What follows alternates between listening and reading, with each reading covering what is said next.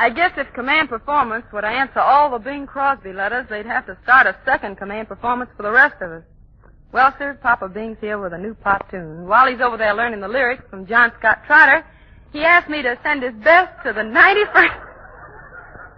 to send his best to the 91st Bombardment Group. Bing's best, too, to the air crews at 634. To John G.H. Lewis, motor mechanic on one of England's greatest battleships, and to a certain Yugoslav who says we've helped a few of his people through dark days. John and I, we got stuff there. Just a minute. 4 times he's waited for the stork, and now he's impatient.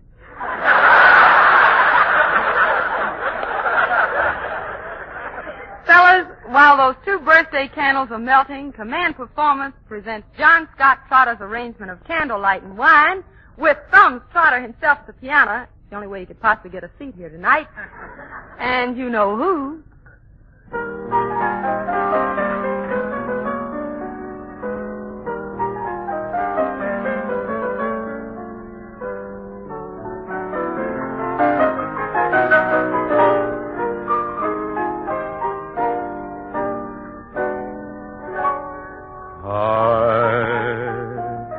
A secret rendezvous,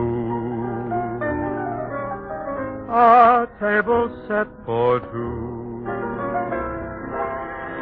with candlelight and wine, where we'll share an old familiar tune, a strain of Claire de Lune. With candlelight and wine, they can take the moon away, hide the stars from sight. Time can take a holiday for one romantic night.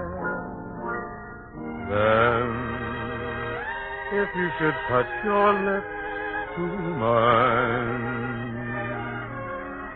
we'll live a moment divine, with candlelight and wine.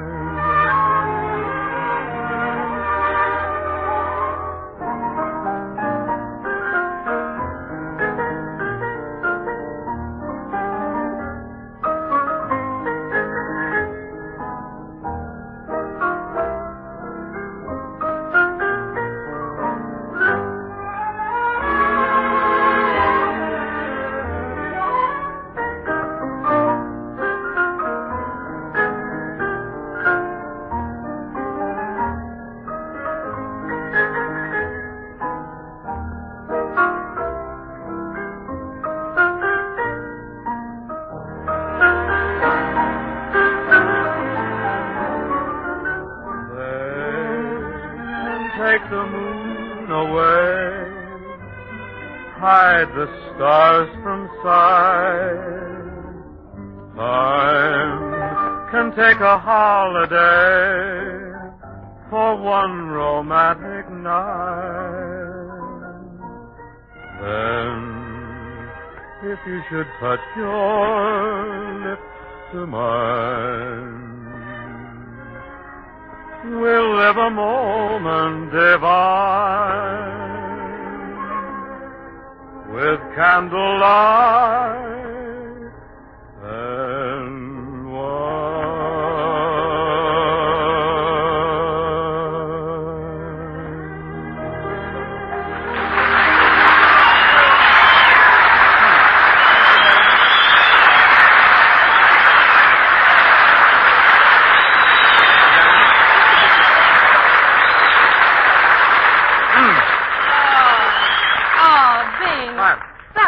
Lovely. Oh, thanks, Dinah. But say, how about this, what's his name? Sinatra? What's he doing here tonight? Well, Bing Sinatra's a great singer. A singer like that only comes once in a lifetime. Yeah, and he has to come in my lifetime.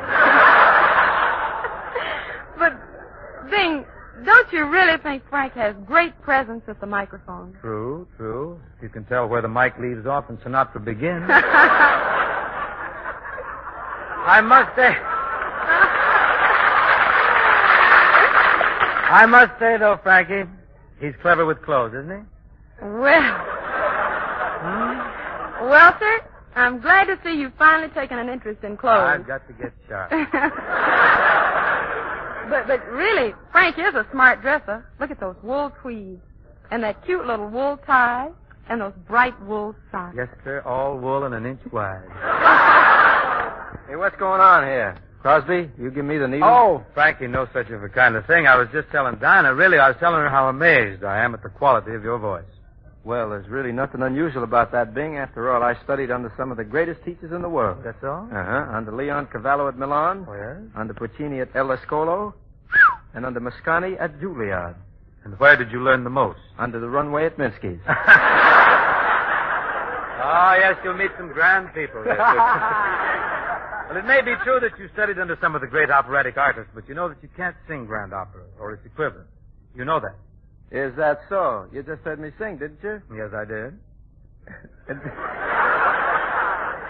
And do you think that Caruso could sing any better? Even now, yes.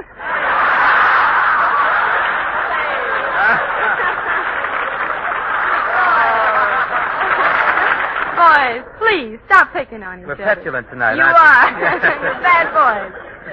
Bing, Frank has worked hard to get where he is. It took backbone, and Frank made it because he has backbone. He's all backbone.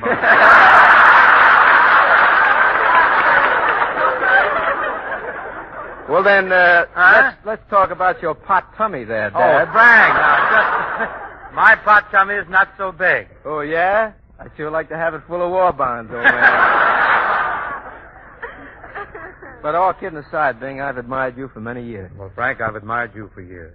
And I think you're a grand singer. And I think you're a grand singer. And there's no one in the country I'd rather listen to than you. And there's no one I'd rather listen to than you. Ain't we a couple of liars? Boys, enough of this nonsense. All right. Gentlemen of the AEF, Command Performance is pleased tonight to bring you episode number 1 in the new Thriller-Dilla serial entitled She Was a Wallflower All Week Long, but on Saturday night she got plastered. In this dilly, I play the daughter of a fine old Scottish family. Father, played by Ken Carpenter, who sets the scene. Ain't that right, Father? Aye, lass, it's like this. I want you to settle down to get married. Father, you're Scotch tonight. It's twice as thick as your head. What happened? On the way home, I had a double scotch. But I'm insisting, lass. I want you to pick out a mon. Oh, Father, what would I do with a man? Are you kidding, girl? Well, Father, tonight I will make my choice. You see, Crooner McCrosby and Swooner McSinatra are coming to ask my hand in marriage. McCrosby and McSinatra? Yipe. Daughter, I'll have none of such nonsense. Pick yourself a man with an honest job, like McTavish, the bookie. Oh, when the blue of the night meets the gold of the day, open that lousy door. Well, don't stand there. Close the door. And don't slum it. Be ye Crooner McCrosby, lad? I be, sir. And what do you do for a living, lad? Well, sir, I'm a singer, and I sell cheese. Is that a full-time job? Well, no. I sell it on Thursday nights. And what do you do the rest of the week? I eat the stuff.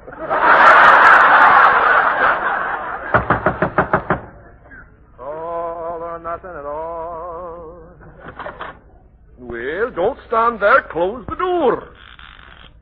All right, lad, I'll help you.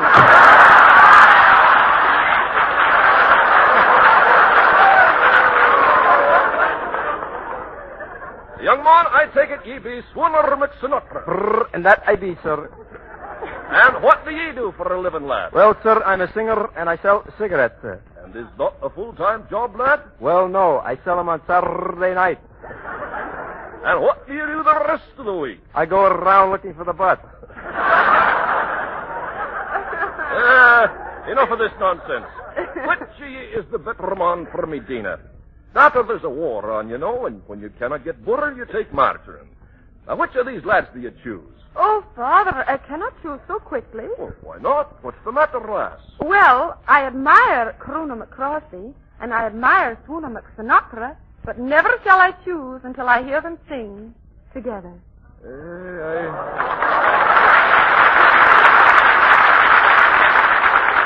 I think I'll be pouring myself another double scotch.